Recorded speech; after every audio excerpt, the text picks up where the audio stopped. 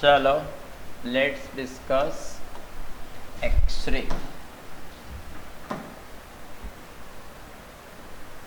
तो एक्सरे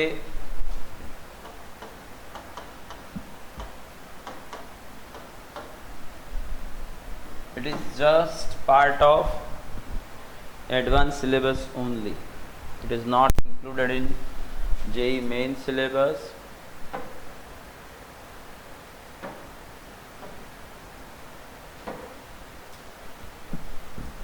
तो x ray it is electromagnetic waves, बराबर,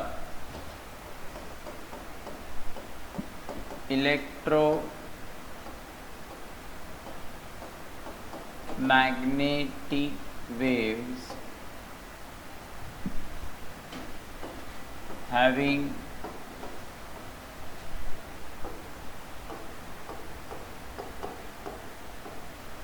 wavelength in range from 0.1 angstrom to 100 angstrom. There are 0.1 angstrom to 100 angstrom.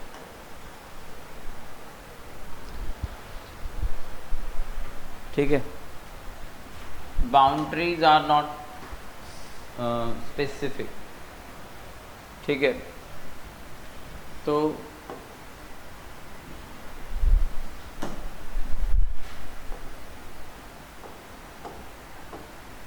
the shortest wavelength and the shortest wavelength and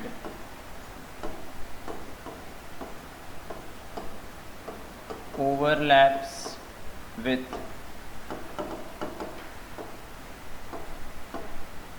gamma rays.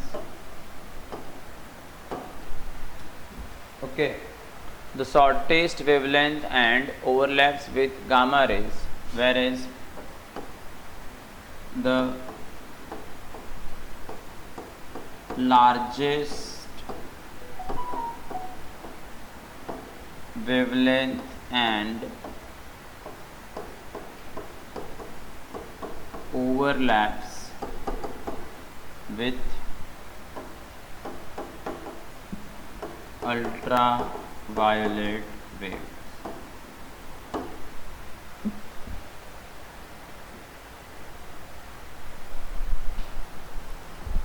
Okay, ultraviolet waves.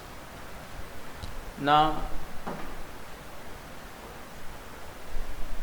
X-rays are electromagnetic waves with very high frequency. Okay, and if the frequency is very high, wavelength very small, so diffraction is negligible. The amount of diffraction is d by lambda. Amount of diffraction depends on d by lambda. Lambda is very small, yani it is highly monochromatic, you can consider. So this wavelength यानी ये जो है ये lambda by D था, वो D by lambda नहीं, lambda by D. Amount of diffraction depend on lambda by D, बराबर. सो ये किस पर डिपेंड, यानी कोई डिफ्रैक्शन नहीं होता, बराबर. तो अगर सपोज आपको कोई क्वेश्चन दिया गया है जिसमें आपसे ये पूछा गया है कि पहले डिफ्रैक्शन पैटर्न में आपने रेड लाइट या येलो लाइट यूज़ की है, तब आपको डिफ्रैक्शन मिल रहा है, अब आप इसे रिप्लेस कर रहे हो एक्सरे से, तो डिफ्रैक्शन पैटर्न में क्या चेंज आएगा? तो डिफ्रैक्शन पैटर्न ही नहीं मिलेगा, बराबर, क्योंकि डिफ्रैक्शन के लिए आपको डेविएशन चाहिए, बराबर. यहाँ पर लैम्बडा वेरी स्मॉल है तो डेविएशन निग्लिजिबल है. तो X rays do not diffract much. So in case of single slit experiment, we don't get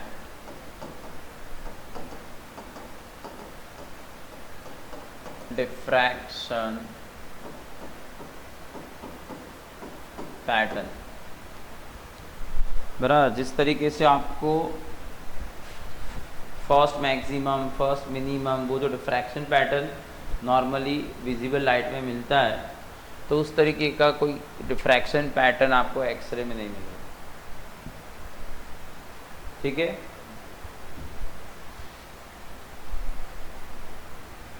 now अब एक्सरे प्रोड्यूस कैसे होगा जनरली? तो first of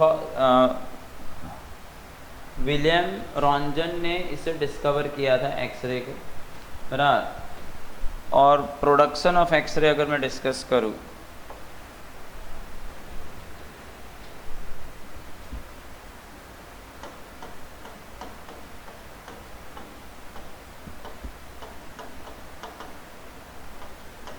production of X-rays,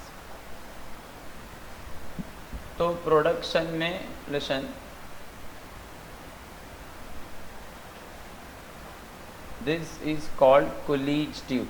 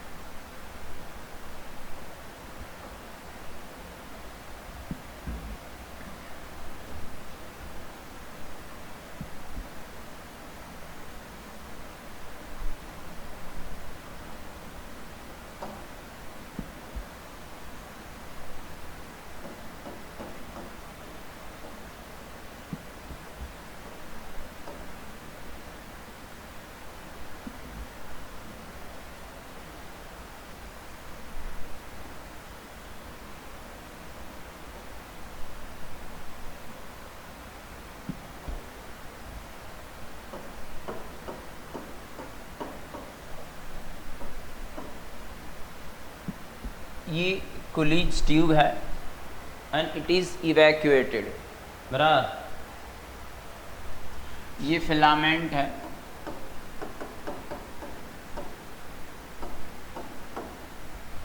filament को इस लो टेंशन बैटरी से बराबर उसे हीट किया जाता है और फिर थर्मो आयनिक एमिजन से इलेक्ट्रॉन का एमिजन होगा, बराबर। और ये हाई टेंशन बैटरी है, ये बराबर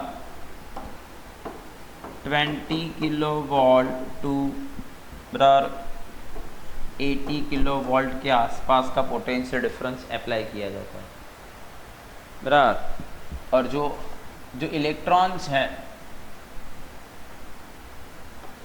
बराबर, ये थर्मो आयोनिक एमिजन से जो इलेक्ट्रॉन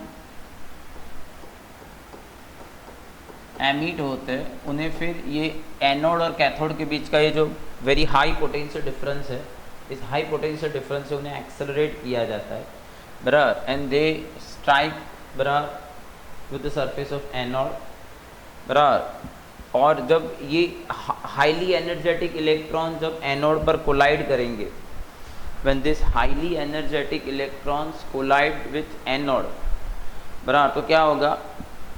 तो अब इलेक्ट्रॉन पेनिट्रेट करेंगे एनोड को, पर कंटिन्यूसली वो अपनी एनर्जी फोटोन के फॉर्म में लूज़ करते।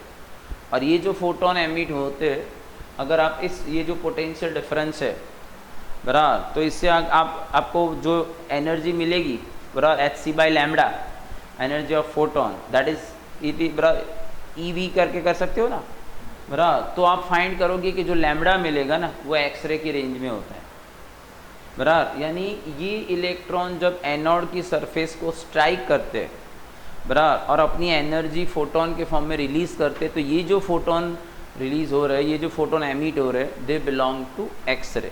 तो इस तरह से एक्सरे प्रोड्यूस होता है। और ये टारगेट है, एंड नॉर्मली टारगेट कौन होता है? ट्रांजिशन एलिमेंट लिया जाता है, बराबर। तो जो एक्सरे प्रोड्यूस होगा वो एक सर्टेन डायरेक्शन में जाएंगे,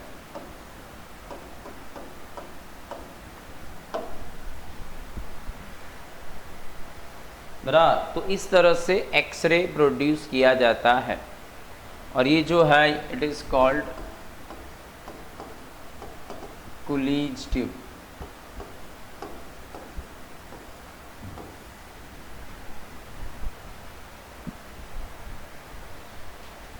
समझ में आया ना? ये एनोड है और ये कैथोड है। बराबर। ये लो टेंशन बैटरी से जो कैथोड का फिलामेंट है उसे आपने हीट किया, इससे इलेक्ट्रॉन एमिट होते, थर्मो आयनिक एमिशन है ये। पर थर्मो आयनिक एमिशन से जो इलेक्ट्रॉन एमिट होते हैं उनके पास बहुत निग्लिजिबल एनर्जी होती है। और फिर इन दोनों के बीच जो आपने पोटेंशियल डिफरेंस अप्लाई किया है, इस पोटेंशियल डिफरेंस से बराबर इलेक्ट्रॉन एक्सेलरेटेड मोशन में आएंगे। बराबर। और वो जब कैथोड के पास एनोड के पास पहुंचेंगे तो उनकी एनर्जी ट्रेमेंडस हो गई। अब ये ट्रेमेंडस एनर्जी के साथ जो इलेक्ट्रॉन्स है वो एनोड की सरफेस को स्ट्राइक करते, बराबर, और अंदर पेनिट्रेट करेंगे।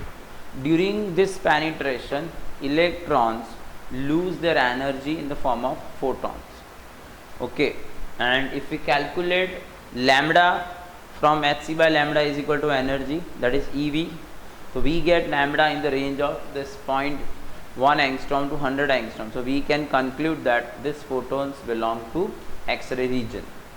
So in this way X-ray can be produced. समझ में आया? अब ये जो X-ray आपने प्रोड्यूस किया, ये जो X-ray हमने प्रोड्यूस किया, अगर मैं इसका स्पेक्ट्रम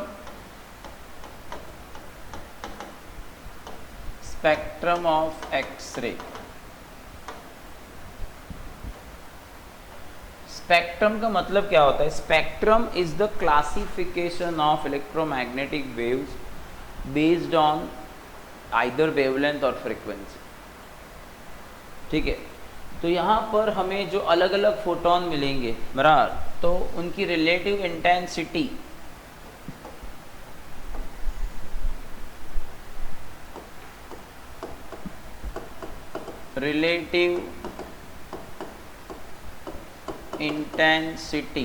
वर्सेस लैम्बडा वेवलेंथ, तो ये इस तरह से मिलता है।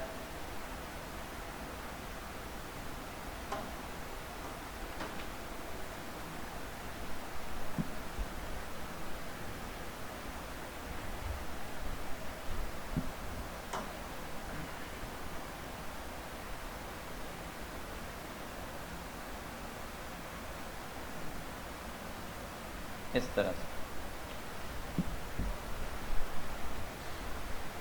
समझ में आया?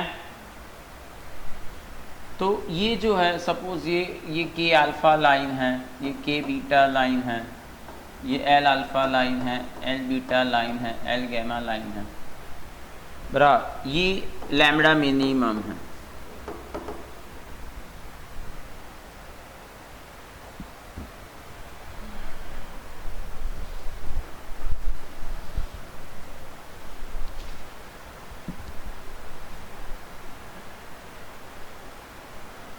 तो ये जो ये स्पेक्ट्रम हुआ ना, क्योंकि आपने रिलेटिव इंटेंसिटी को लैम्बडा के बेस पर क्लासिफिकेशन किया है, तो ये एक स्पेक्ट्रम हुआ। इस स्पेक्ट्रम में दो there are two important noticeable fact, बराबर। वन इज कंटिन्यूअस स्पेक्ट्रम, जो आपको कंटिन्यूअस मिल रहा है वो, एंड सेकेंड ये जो पिक्स मिल रहे हैं they are characteristic spectrum.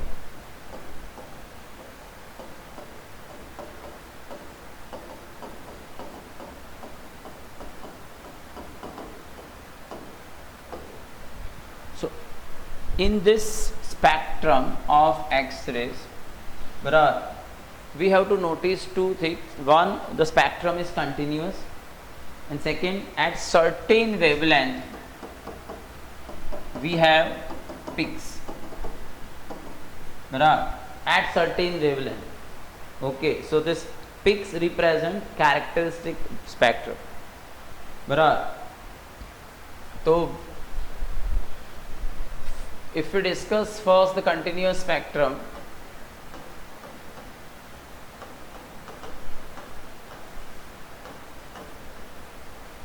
so how we get the continuous spectrum?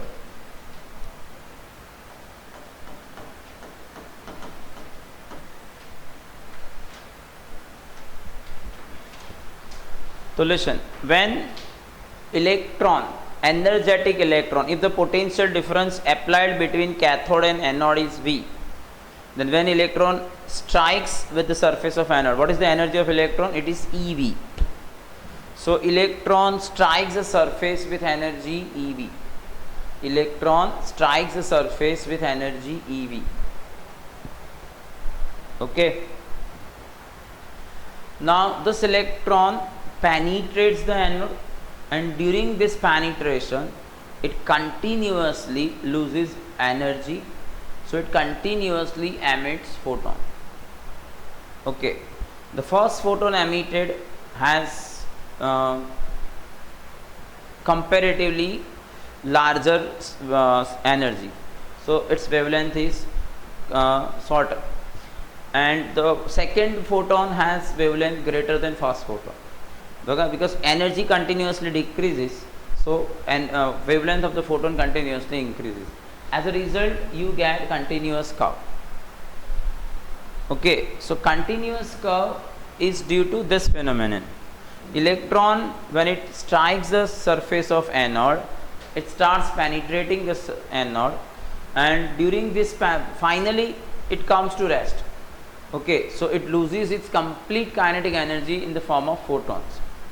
Sometimes it emits complete energy in the form of single photon, and sometimes it emits energy in the form of many photons. So when many photons are emitted, wavelength of the second photon is greater than first, wavelength of the third photon is greater than the second. So in this way we get continuous spectrum. Almost photons of all wavelengths are present. It starts from certain minimum wavelength, and then after there are photons of each wavelength are present in this emission. So we get continuous spectrum.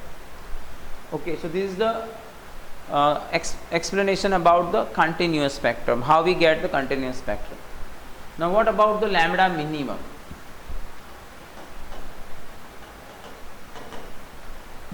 What about the lambda minimum? So sometimes what happens, as soon as the electron strikes the anode surface, it loses its complete energy in the form of single photon.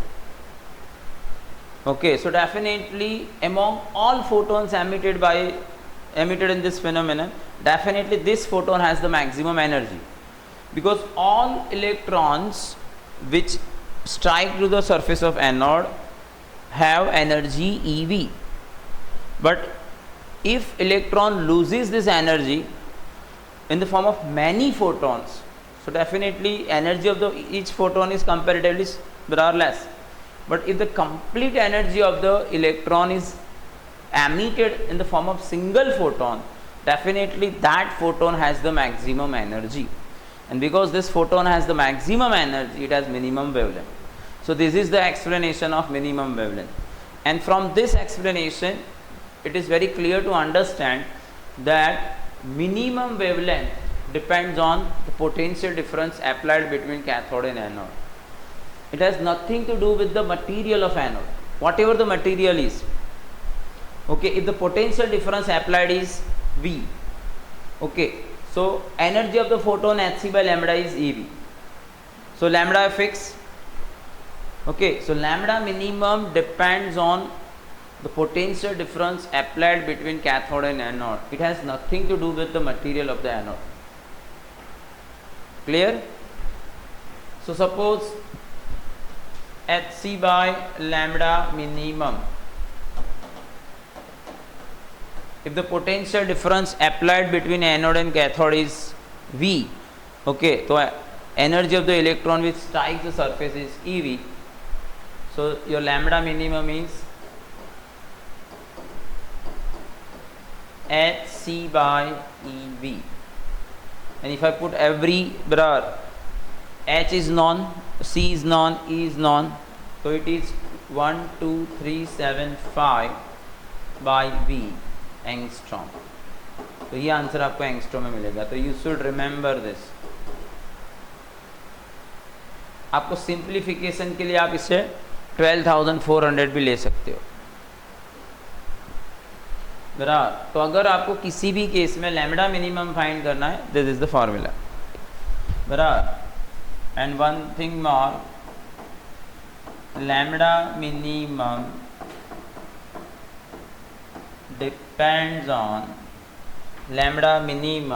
depends on potential difference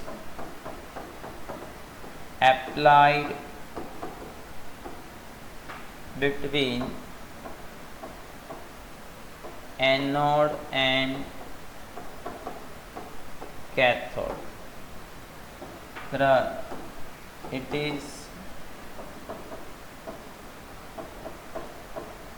independent of material of anode. Anode का material आपने क्या use किया है इससे कोई फर्क नहीं पड़ता।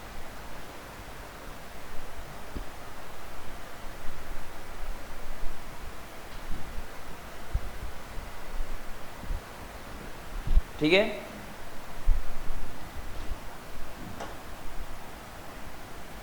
फिर हमें डिस्कस करना है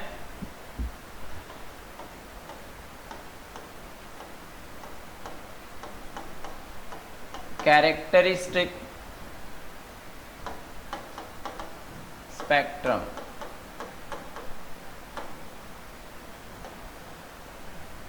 तो कैरेक्टरिस्टिक स्पेक्ट्रम क्यों मिलता है?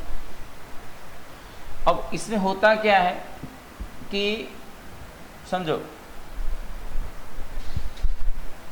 ये एटम है,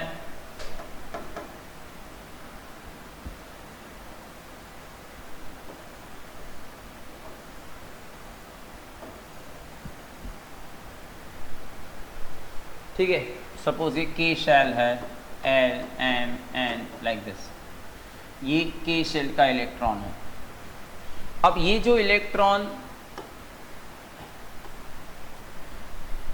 जो कैथोड से जो एनर्जेटिक इलेक्ट्रॉन आ रहा है बराबर, सपोज ये इलेक्ट्रॉन इट स्ट्राइक्स विद बराबर this K shell electron, inner shell electron के साथ ये, अब इसके पास सफिशिएंट एनर्जी है क्योंकि आपको पता है इससे आपने 20, 30, 50, 80 किलो वोल्ट पर आपने इसे एक्सीलरेट किया है।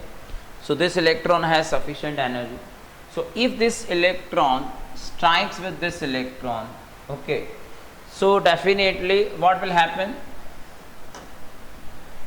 due to this collision, this electron will have sufficient energy so that it can escape. Okay, it means ionization occurs. Okay, now इससे क्या होगा, ये अगर सपोज के शेल का इलेक्ट्रॉन चला गया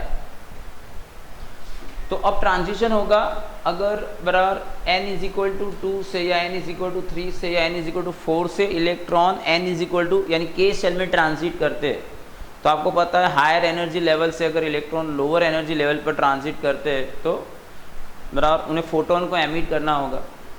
तो ये जो फोटोन एमिट होता है बराबर, इट इज़ ऑल्सो, अगर मैं ये ट्रांजिशन एलिमेंट जो है इनके एनर्जी लेवल्स बराबर जो है वो किलो इलेक्ट्रॉन वोल्ट में होते हैं, और ये किलो इलेक्ट्रॉन वोल्ट के करस्पॉन्डिंग आप अगर फोटोन की वेवलेंथ फाइंड करोगे तो ये एक्सरे में आती है। यानी ये जो ट्रांजिशन होगा, सपोज एल सेल से इलेक्ट्रॉन के में आया, यानी 2 से 1 में आया या 3 से 1 में आया या 4 से 1 में आया, तो इस केस में जो फोटोन एमिट होता है वो भी एक्सरे का ही होता है बराबर। तो अब ये पता, ये तो ये कोई सपोज मैंने ये कोई सपोज जिंक लिया है, तो K shell, L shell, M shell, ये तो इनकी एनर्जी तो के उसकी कैरेक्टरिस्टिक वैल्यू होगी बराबर। कोई भी केस हो, जब भी सपोज के जिंक है आपका ट्रांजिशन एलिमेंट और बराबर 2 से इलेक्ट्रॉन 1 में ट्रांजिट करता है, तो वो जो फोटोन एमिट होगा उसकी वेवलेंथ तो फिक्स ही है बराबर। तो ये जो पर्टिकुलर वेवलेंथ है जो ट्रांजिशन से जो फोटोन एमिट होते हैं वो भी एक्सरे के ही है बराबर, पर ये वेवलेंथ वाले फोटॉन्स हमें दो तरीके से मिलते हैं। ये कंटिन्यूअस स्पेक्ट्रम, जो कंटिन्यूअस स्पेक्ट्रम में जो फोटॉन्स एमिट हुए हैं उनमें भी ये वेवलेंथ प्रेजेंट है, और इस फिनोमेनन से भी जो फोटॉन्स एमिट हुए उनमें भी ये फोटोन है, इसलिए बाकी के फोटोन से इन फोटोन की इंटेंसिटी ज़्यादा मिल रही है, and that is why we get peak. बाकी के जहाँ पर जिस वेवलेंथ के करस्पॉन्डिंग हमें पिक नहीं मिल रही है, जिस वेवलेंथ के करस्पॉन्डिंग हमें पिक्स नहीं मिल रही है बराबर, वो वेवलेंथ वाले फोटोन सिर्फ और सिर्फ कंटिन्यूअस स्पेक्ट्रम वाले केस में ही प्रोड्यूस हुए हैं बराबर। पर ये जो है कोई इलेक्ट्रॉन एल से के में आए तो ये पर्टिकुलर वेवलेंथ वाले जो फोटॉन्स है ये हमें दो अलग अलग फिनोमेनन से मिलते हैं। वो कंटिन्यूअस स्पेक्ट्रम वाली फिनोमेना में से भी ये फोटॉन्स एमिट होते और इसमें भी एमिट होते, तो दो अलग अलग फिनोमेना से ये एमिट होते, इसलिए इनकी इंटेंसिटी बाकी के फोटोन से ज़्यादा मिलती है। और क्योंकि ये वेवलेंथ ये जो एमिट होंगे ये तो इनके एनर्जी लेवल्स की वैल्यू पर डिपेंड करेंगे, और ये इस पर्टिकुलर जो ट्रांजिशन एलिमेंट ली है उसकी कैरेक्टरिस्टिक्स होंगी, तो इसीलिए ये जो आपको पिक्स मिल रही है बराबर, it is called characteristic spectrum. समझ में आया? It is called characteristic spectrum. तो बराबर ये जो वेवलेंथ है, इन वेवलेंथ वाले फोटॉन्स दो फिनोमेना से मिलते हैं, इसलिए बाकी के फोटॉन से इनकी इंटेंसिटी ज़्यादा होती है, इसलिए आपको उस पर्टिकुलर पर पिक मिलते हैं बराबर। अब आप ये समझ सकते हो कि एक चीज़ ध्यान से समझो, अगर मैंने जो पोटेंशियल डिफरेंस मैंने एनोड और कैथोड के बीच अप्लाई किया उसे मैं चेंज करूं तो उससे सिर्फ लैम्बडा मिनिमम चेंज होगा। ये हर एक, सपोज मैंने जिंक को एज अ ट्रांजिशन एलिमेंट लिया है तो उसके लिए के अल्फा, इन सब के अल्फा, के बीटा, एल अल्फा, इन सब के लिए जो वेवलेंथ है वो फिक्स है, तो बराबर कोई भी वोल्टेज मैं अप्लाई करूं इन पर्टिकुलर वेवलेंथ पर मुझे पिक्स मिलने ही वाले हैं बराबर। तो इसका मतलब क्या हुआ, if I change the potential difference applied, इससे कैरेक्टरिस्टिक स्पेक्ट्रम में कोई चेंज नहीं आएगा बराबर। अगर मैं अप्लाइड वोल्टेज चेंज करता हूँ उससे किस में चेंज आएगा, लैम्बडा मिनिमम विल चेंज, पर जो कैरेक्टरिस्टिक स्पेक्ट्रम है will remain as it is बराबर। अब उल्टा, अब सपोज मैं पोटेंशियल डिफरेंस जो मैंने अप्लाई किया वो मैं चेंज नहीं कर रहा हूँ, पोटेंशियल डिफरेंस जो मैंने अप्लाई किया है वो मैं चेंज नहीं कर रहा हूँ, मैं क्या चेंज कर रहा हूँ, मटेरियल पूरा चेंज कर दो, जिंक की जगह मॉलिब्डेनम मैंने ले लिया, तो क्योंकि मैं पोटेंशियल डिफरेंस चेंज नहीं कर रहा हूँ तो lambda minimum will not change, lambda minimum will not change, पर अब चेंज क्या होगा, कैरेक्टरिस्टिक स्पेक्ट्रम विल चेंज। समझ में आया?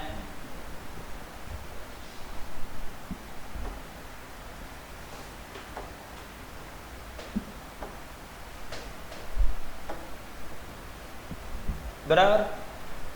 तो इसमें लेसन आप इस तरह से समझा सकते हो, ये जो अलग अलग लाइन है, ये के शेल है, एल, एम,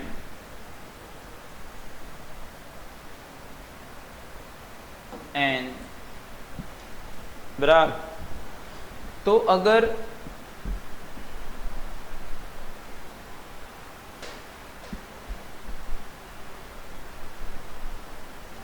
बराबर ये के लाइन है, के अल्फा, के बीटा, के गैमा बराबर। इसी तरह से ये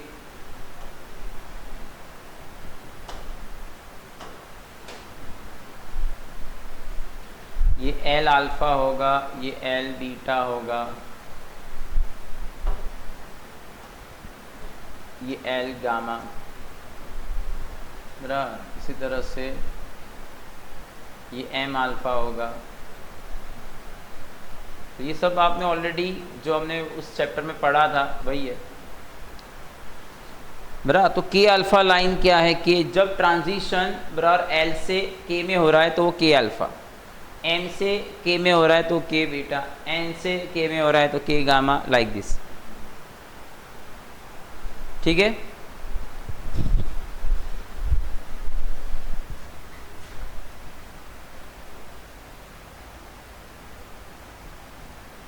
फिर मोज़ेल इज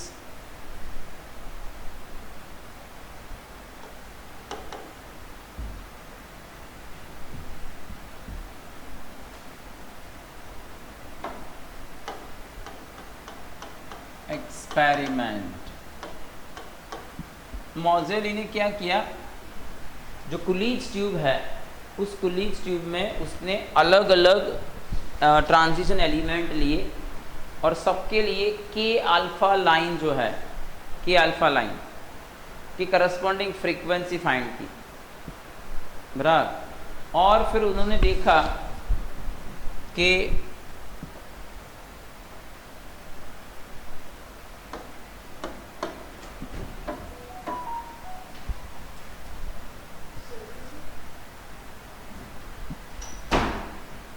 बराबर, तो ये उन्हें ये रिलेशन स्ट्रेट लाइन मिला, बराबर।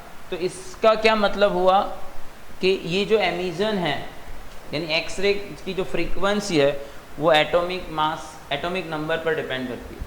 तो अलग अलग जो भी एलिमेंट्स उन्होंने लिए उनके लिए रूट एफ वर्सेस जेड का प्लॉट उन्होंने ड्रॉ किया, बराबर। तो वो ऑलमोस्ट स्ट्रेट लाइन मिला।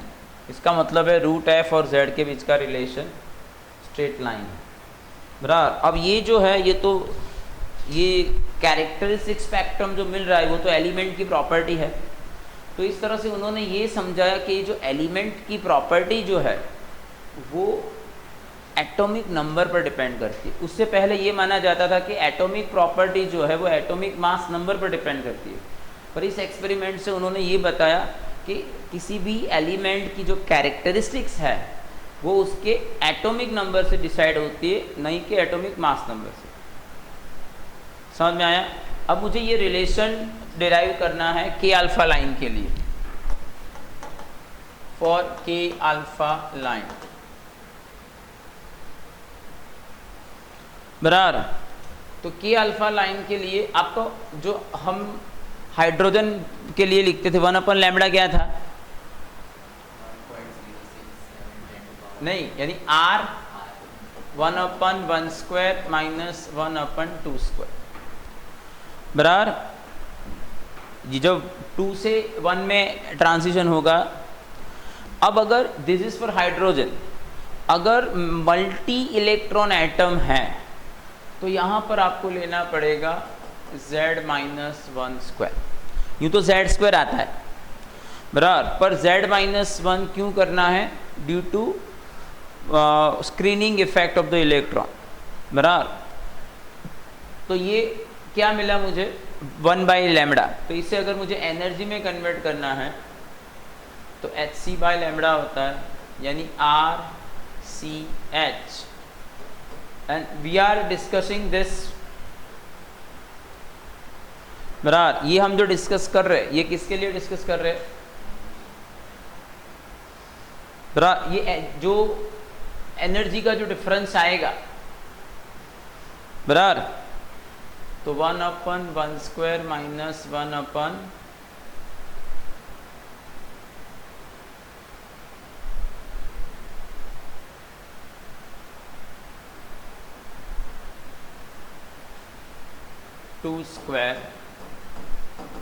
Z-1²,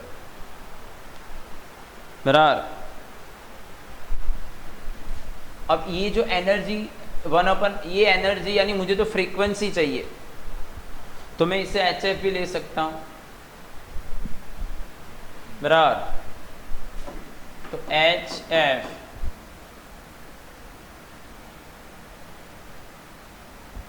तो RCH, ये 3/4 हो जाएगा। Z-1² 3/4, HH में कट कर देता हूँ तो रूट F क्या होगा? रूट 3RC/4 Z-1, बराबर। इसे मैं E ले लेता हूँ, तो root F is equal to A Z minus 1। ठीक है, ये जो था graph under root F versus Z का, बराबर, ये एक्सपेरिमेंटल ग्राफ है। ये आपने एक थियोरेटिकल रिलेशन डिराइव किया, बराबर, ये आपने एक थियोरेटिकल रिलेशन डिराइव किया। अगर आप इस थियोरेटिकल, इस केस में under root F versus Z का प्लॉट ड्रॉ करेंगे तो वो भी आपको बिल्कुल ऐसा ही मिलेगा, बराबर। इसमें भी ओरिजिन से पास नहीं हो रहा है, ये भी ओरिजिन से पास नहीं हो रहा, बराबर। तो ये मोजेली का जो एक्सपेरिमेंट था, एक्सपेरिमेंटल स्टडी जो थी, ये उसका थियोरेटिकल एक्सप्लेनेशन। समझ में आया? अगर आपको बीटा लाइन लेनी है, बराबर, तो आप क्या करोगे, यहाँ पर 3 स्क्वायर लोगे तो ये वैल्यू चेंज हो जाएगी, बराबर, जो 1 है। तो ये के अल्फा लाइन के लिए एफ वर्सेस जेड का रिलेशन है। क्लियर? तो कुछ क्वेश्चंस मैंने इससे रिलेटेड लिए हैं, उसको डिस्कस करते हैं। देखो, a beam of electron striking a copper target produces x-rays. Its spectrum is as shown, keeping the voltage same. If the copper target is replaced with a different metal, the cutoff voltage, this lambda minimum is also called cutoff wavelength, or it is also called threshold wavelength. Okay. So characteristics line of the new spectrum will change in comparison with old as. तो इसमें आपने सिर्फ क्या किया है, keeping the voltage same, आपने voltage को same रखा है, बराबर। सिर्फ आप क्या चेंज कर रहे हो, मटेरियल।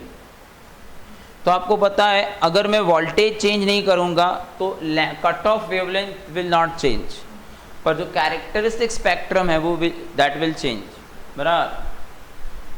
तो cut off wavelength will be different while characteristics line will remain unchanged.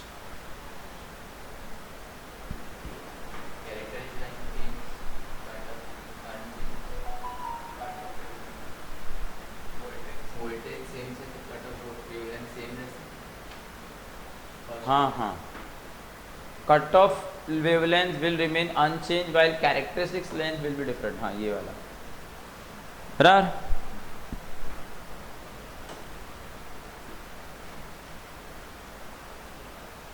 ये क्या हो गया,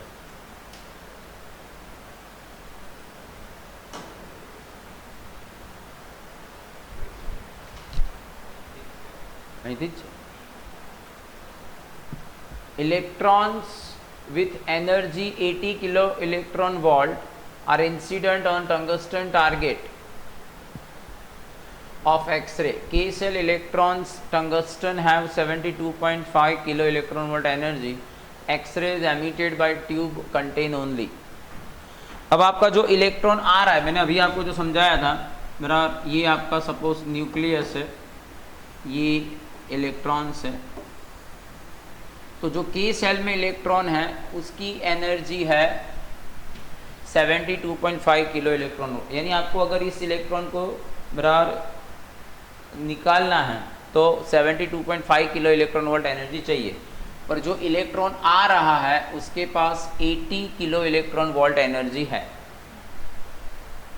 बराबर। यानी उसके पास 80 वोल्ट एनर्जी, 80 किलो वोल्ट यानी 80 वोल्ट, 80,000 आपने वोल्टेज अप्लाई किया, बराबर। तो इसमें अब एक चीज़ तो है कि ये जो इलेक्ट्रॉन एंटर हो रहा है उसके पास जो इलेक्ट्रॉन के सेल में है उसे रिमूव करने की एनर्जी है। अगर वो उसे रिमूव कर देगा तो आपको कैरेक्टरिस्टिक स्पेक्ट्रम तो मिलेगा, बराबर। तो इसमें a continuous X ray spectrum with minimum wavelength of, यानी इसमें ये बोला गया है कि आपको कैरेक्टरिस्टिक स्पेक्ट्रम नहीं मिलेगा, सिर्फ आपको कंटिन्यूअस स्पेक्ट्रम मिलता है और minimum wavelength 0.155। A continuous X ray spectrum with all wavelengths. The characteristics X ray spectrum of tungsten, यानी सिर्फ कंटिन्यूअस मिलेगा ये बोल रहा है, बराबर। पर कंटिन्यूअस के साथ साथ लैम्बडा मिनिमम तो मिलने वाला ही है। a continuous X-ray spectrum with minimum wavelength 0.155 and the characteristic X-ray spectrum of the tungsten. अब यूँ तो हमें लैम्बडा मिनिमम कैलकुलेट करना पड़ेगा, पर ऑप्शन में जब भी लैम्बडा मिनिमम की बात की है तो उन्होंने 0.155 एंगस्ट्रॉम ही दिया है। इसका मतलब लैम्बडा मिनिमम जो मिलने वाला है वो 0.155 है, बराबर। और मैंने आपको बोला इस तरह से इसमें कैरेक्टरिस्टिक स्पेक्ट्रम भी मिलने वाला ही है, क्योंकि जो इलेक्ट्रॉन आ रहा है उसकी एनर्जी इससे ज़्यादा है, तो इसका मतलब ये वाला आंसर सही है। समझ में आया? फिर the K alpha line obtain for molybdenum for Z is 42 is 0.71 angstrom, then the wavelength of K alpha line for copper जिसका Z 29 है, बराबर। तो अभी हमने क्या, अभी रूट आपके पास ये रिलेशन है Z-1 ये था, तो इसका मतलब है F is proportional to Z-1 का स्क्वायर, बराबर। पर आपको पता है F is proportional to 1 by lambda होता है, इज प्रोपोर्शनल टू Z-1 का स्क्वायर। समझ में आया? तो lambda copper by lambda molybdenum, तो ये क्या आएगा, Z मोलिब्डेनम -1 अपन Z कॉपर -1 का स्क्वायर, ऐसा होगा, बराबर। तो लैम्बडा कॉपर, Z मोलिब्डेनम कितना है 42 - 1 अपन कॉपर का 29 - 1 इसका स्क्वायर इंटू 0.71, तो ये 41/28 का स्क्वायर 0.71, ठीक है। अब देखो, अगर ये आंसर जो है ये 1 पॉइंट समथिंग आएगा और उसका स्क्वायर करोगे तो 2 पॉइंट समथिंग होगा, बराबर ना। अगर मैं रफली 42 कंसीडर करूँ ये, तो ये 9/4 हुआ इंटू 0.71, तो 9/4 यानी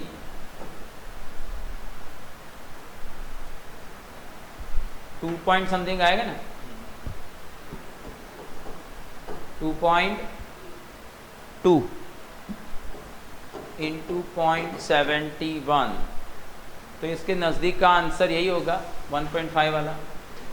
इसके लिए ये 3 के आसपास है तो 2.14 आ सकता है, तो अगर हम एस्टिमेट कर सकते हैं कि इट इज़ 1.52। आया समझ में?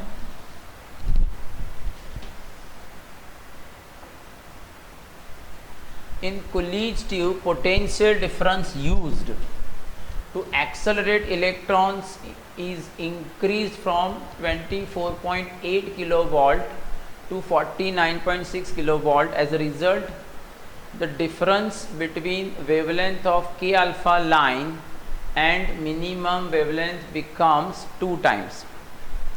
The initial voltage of K alpha line is, बराबर। अब लिसन, लैम्बडा मिनिमम क्या था, तो इन्होंने ये 12.4 लेने को कंसीडर किया, बराबर, यानी आप ये ले सकते हो, बराबर। अपन V, तो V आपका कितना था पहले 24800, तो ये 1/2 एंगस्ट्रॉम हो गया, ये फर्स्ट केस में। सेकंड केस में बराबर ये आपने ये वोल्टेज जो है ये आपने 2 टाइम्स कर दिया है, 24.8 की जगह 49.6, तो 12400 अपन ये हो जाएगा 49600 यानी 1/4 एंगस्ट्रॉम। तो जो डिफरेंस है वो 2 टाइम्स हो जाता है, बराबर। तो के अल्फा लाइन उसकी वो तो सेम ही रहेगा, तो के अल्फा माइनस लैम्बडा मिनिमम, यानी के अल्फा की वेवलेंथ और लैम्बडा मिनिमम 1, ये जो डिफरेंस है ये 2 टाइम्स के अल्फा माइनस, नहीं उल्टा किया ना, वेवलेंथ कम हुई ये, तो फिर डिफरेंस तो 2 यहाँ पर आएगा ना, बराबर। ये समझो, ये इस तरह से है, ये आपका लैम्बडा वाला स्पेक्ट्रम है, यहाँ पर आपका लैम्बडा मिनिमम है और ये के अल्फा है, ये फर्स्ट केस में। तो जो 1.2 था यानी 0.5 था वो 0.25 हो गया, तो आप इस तरफ गए ना, बराबर। तो ये यहाँ पर होगा लैम्बडा मिनिमम 2, यानी के अल्फ़ा एंड लैम्बडा मिनिमम 2 का जो डिफरेंस है वो के अल्फ़ा और लैम्बडा मिनिमम 1 का जो डिफरेंस है उसका 2 टाइम्स है, बराबर। तो इससे आपको के अल्फ़ा फाइंड करना है, तो के अल्फ़ा माइनस 1/4, 2 के अल्फ़ा माइनस 1/2 और इसे 2 से मल्टीप्लाई करो, बराबर। तो के अल्फ़ा इस तरफ चला जाएगा, तो 2 के अल्फ़ा माइनस के अल्फ़ा और ये 1 हो जाएगा, वे इस तरफ, तो 1 माइनस 1/4 3/4 एंगस्ट्रॉम, 3/4 एंगस्ट्रॉम, ठीक है। तो ये जो एक्सरे टॉपिक है वो इतना ही है ना, ये पार्ट एटम चैप्टर का ही पार्ट है, बराबर। एटम का एक टॉपिक कंसीडर कर सकते हो, बराबर, पर ये इम्पॉर्टेंट है और आई थिंक इतना आपने समझ लिया तो उससे रिलेटेड कोई भी क्वेश्चन होगा तो आप सॉल्व कर पाओगे।